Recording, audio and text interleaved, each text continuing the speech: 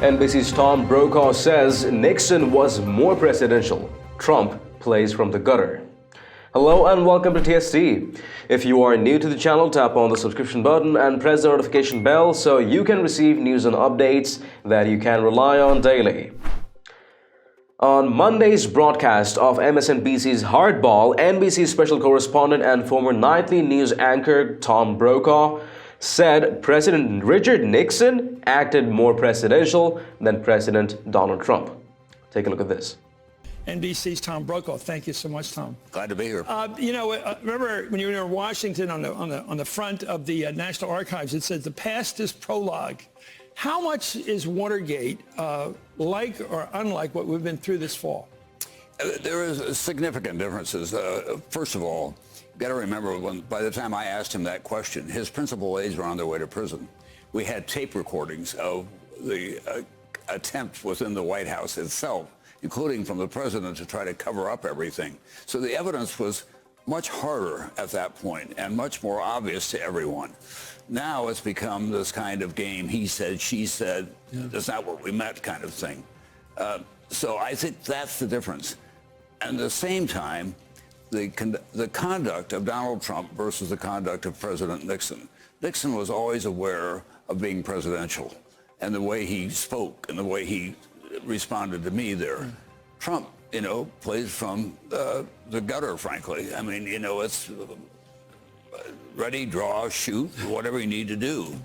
So it's a different time. It's also a different time term, Chris, in terms of what people have access to because of social media. That's a huge difference because everybody can just tune in and see what's going on. You don't know whether it's authentic or not, what you're reading.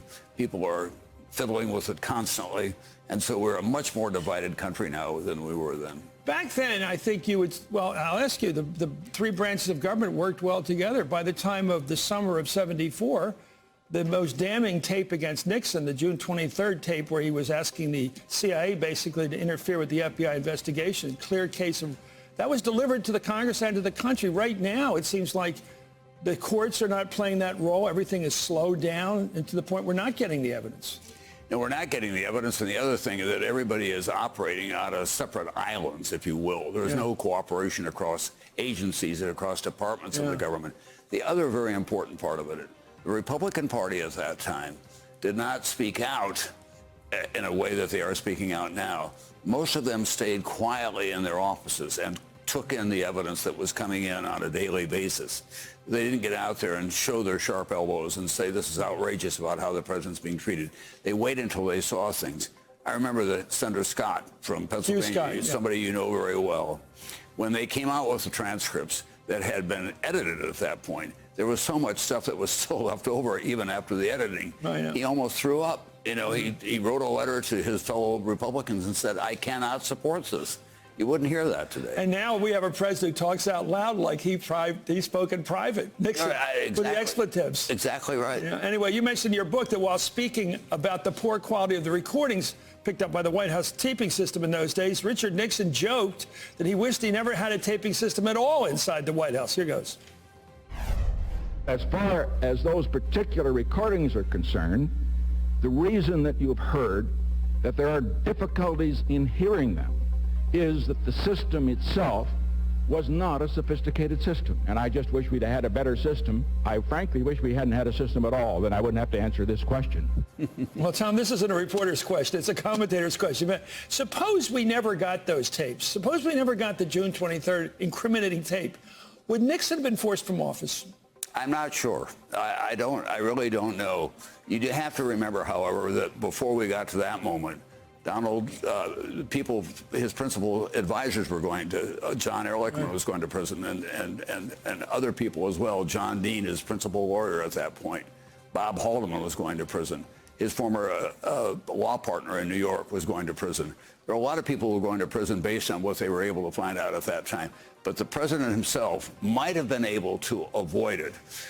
By the way, that speech that he was making there was to news. So his problem is, why would the Republicans obstruct an impeachment based on no crimes committed? And that are phony articles being filed on such nonsensical BS? So he claims people with no spines are much easier to fool than people with a voice and limbs that act to revolt against injustice. Yes, that is true. Spineless, voiceless creatures are easy to manipulate, but the majority of this nation aren't what he thought we are. We've been gifted a conscience which we exercise regularly. And that is why we are voting against impeachment and opposing everything that is unjust being done against the president. Let us know your thoughts in the comments down below. And haven't you checked out the official TST store yet? It has a variety of Patriot-themed custom t-shirts, sweatshirts, mugs, phone covers, and a ton more. Make sure to check it out and help us out by picking some products for yourself and your loved ones at great prices. It does make a huge difference to what we're doing it. Link in the description below. And if you've liked this report, let us know by tapping the like button down below. Share the news among friends and family, and don't forget to subscribe to our channel.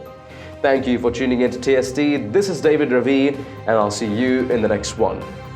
Merry Christmas.